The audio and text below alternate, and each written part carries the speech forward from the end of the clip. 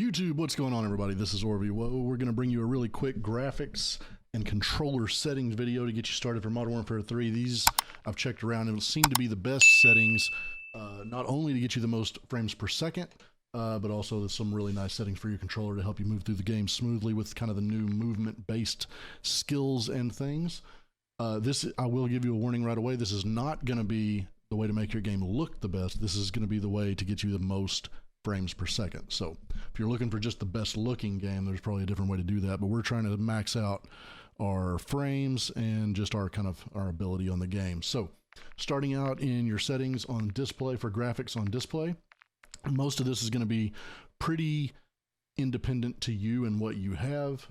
We play almost always want to play on full screen exclusive. Your monitor, your adapter, your refresh rate, this is all going to depend on what you actually have. So you just want to make sure that your screen refresh rate matches that of what your actual monitor is doing. If you get that mixed up, then you're going to get some weirdness on your screens. But most of this stays the same. We don't really change too much. Display gamma, we went on 2.2. And then on this is one thing that we can adjust. NVIDIA Reflex Low Latency. If you have the time to go through and check whether you are constrained by your CPU or your GPU, you can adjust this independently to whichever one helps you the most. If you're kind of not wanting to go through those testing, or if you just don't want to figure that out, on plus boost is probably going to be your best bet, but don't leave this off. This is too helpful. On your sustainability, eco mode, just put it on custom, off, unlimited. Focus mode to 90, and HDR, you just want to make sure you have that turned off. And that gets us through display pretty quickly. Onto quality, this is where we have a little more kind of things to adjust and things that'll change in our game. We want to set this on custom. Make sure you keep your render resolution on 100. Don't get wild on this. Dynamic resolution I have off. This is one thing that can really help quite a bit. This upscaling and sharpening, there's a lot of different options, and you can really kind of play around with which one you like, but Fidelity CAS seems to be the one that works the best for me. And then you can play with your number, but 90 really puts it to, it just makes the game seem really sharp. There's kind of a hazy blurriness in a lot of the CODs lately, and this clears that up substantially. VRAM scale target I have all the way up. Variable rate shading we have off. And then on qualities, details and texture, texture resolution, we have very low. Texture filter, we have normal. Depth of field, you always want off. Detail quality, low. Particle resolution, low. Bullet impacts, persistent effects, I have both of these turned off. This is something that you might kind of switch with turning back on in like Warzone, maybe, if you're trying to see tracers to find people, but for multiplayer, this just does not really matter to us. Shader quality, we have low. On-demand texture streaming, we have turned off. Local texture streaming quality, we have low. Shadow quality, very low. I've seen almost no difference with this when I change this, honestly. But it helps with the frames quite a bit. The shadows don't really, I don't notice a difference while I'm playing. Screen space shadows, we have off. Ambient occlusion off. Screen space reflections off. Static reflection quality, we have low. Tessellation off. Terrain memory, I have set to max. Volumetric quality low, deferred physics quality off, weather grid volumes low, and then water quality, again, this is just not something that comes up a ton. Wave wetness is fine. You could turn it off as well. It doesn't make an enormous difference in your frames. And that gets us through the quality. So we jump over to view. This, again, another thing, field of view is going to be very kind of personal preference on your part. Anywhere from 95 to I'd say about 110 is going to be your sweet spot for the multiplayer. Of course, on Warzone, bigger map, more players, we want a wider view. We usually run that maxed at 120. But I would play around with this field of view somewhere between the 95 and 110. I play on 103. Your ADS field of view, we want independent.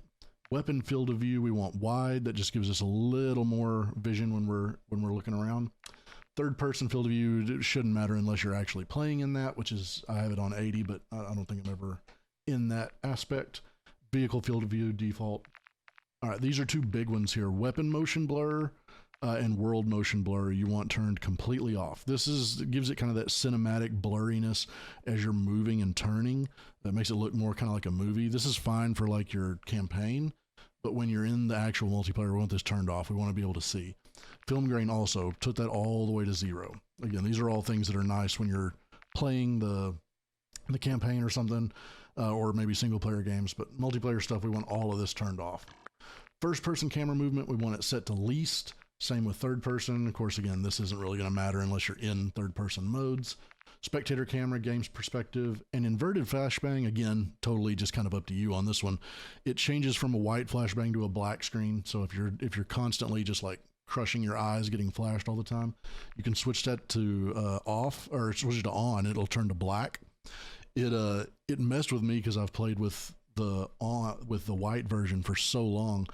I like, it felt like my game was turning off every time I got flashbang, so that was weird. But anyways, that gets us set on all of our graphic settings in game. We're going to switch over and go to settings for our controller now. On the controller, obviously, aim input device controller. I don't change really much of anything on this part here. There's all different things you can do. You can flip your L1, L2, R1, R2 if you don't have a controller that has trigger stops, and it will make you shoot with the top buttons instead of the bottom, which gives you a little less input delay on your trigger because they're a little more clicky. But I have a controller with mouse clicks, so I just leave this off. And then now one thing you can adjust, and this can be pretty important. You will need to do this individually for your controller because this is going to be dependent on how much stick drift you have. But your dead zones are important. This actually even has a little test that you can put. You can just click it and it'll kind of show you where it thinks it needs to go.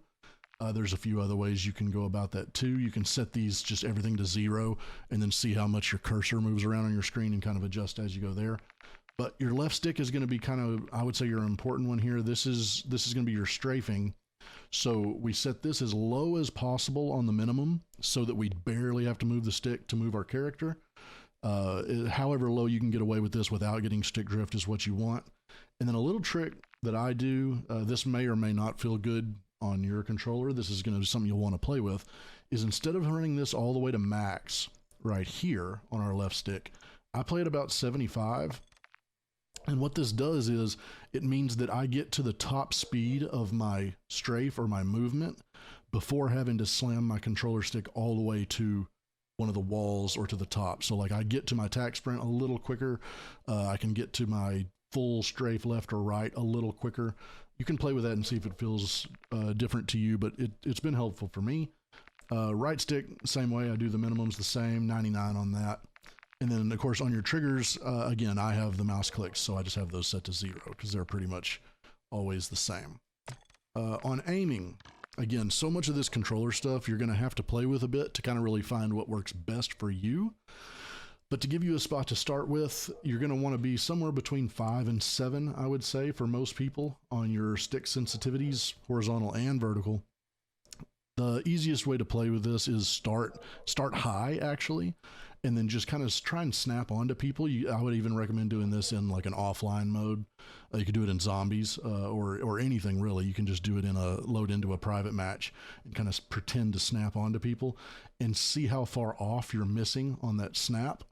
And then just kind of shift down until that snap hits where you want it to hit. That's the easiest way to kind of find where your stick sensitivity needs to be for you. Most of your pros are going to play somewhere between the 5 and 7 mark. You will have some outliers that run higher stuff. And of course, a lot of the Warzone guys run really, really high sensitivities, but that's always just going to be a personal preference thing. Your ADS sensitivity multiplier, this is something I've actually been playing with. 1 is where most people stick. That way it's going to feel 1-to-1, kind of like your normal sensitivity. But if you tend to overshoot on the aim down, if your snaps tend to reach a little far and you don't want to knock your actual moving sensitivity down anymore, you can try playing this on like 0.9. This is something I'm going to mess with a little bit and kind of see what I like a little better, but somewhere between 0.9 and 1 is where you're going to want to be there. Sensitivity multiplier and vertical aim axis, leave those alone. Attack stance sensitivity multiplier, just leave it 1. We're hopefully not going to be using this a ton as we play. Aim response curve type is another really important one. Dynamic is where you want this. This is what's really kind of been the game breaker the last few years on COD that has made aiming substantially easier than it's been in the past. We want to make sure that's on dynamic. All of these we leave the same. Target aim assist, we want to make sure that is on. That's a big deal. Aim assist type, you're going to want Black Ops or default. I run Black Ops. It feels a little stickier. The only time that I've really had any kind of trouble with this is if I got two characters that are like really close together, it can be sometimes a little hard to switch between if I needed to, but I tend to also want the stickiest aim assist. And Black Ops still feels a little better to me. I like default as well. It's really kind of hard to tell much of a difference between those two, but you're going to want to be on one of those two. Motion sensor behavior off, and then just don't worry about the advanced settings. In gameplay, you want to make sure that you have automatic tactical sprint turned on. Auto move forward you can leave off. Tac sprint behavior is a tricky one. We want this on single tap run. It's probably not going to matter much when you have the automatic tac sprint turned on. But if for some reason you're in the middle of sprinting and you wanted to check to see if your tac sprint has regened, this will let you just click it in one time to get there, whereas the others you're going to have to do some other stuff. Grounded mantle we have off. Automatic airborne mantle we have off. Automatic grounded mantle hang we have off. This is another one that I saw Shotzi talking about this. Slide and dive behavior, we want slide only. You can do tap to slide, it's essentially the same thing, but there's no really big reasons for us to be diving in this game. And so if we put it on slide only, it's a little quicker and you don't have that chance to mix it up and accidentally dive when you're trying to do your slide cancel.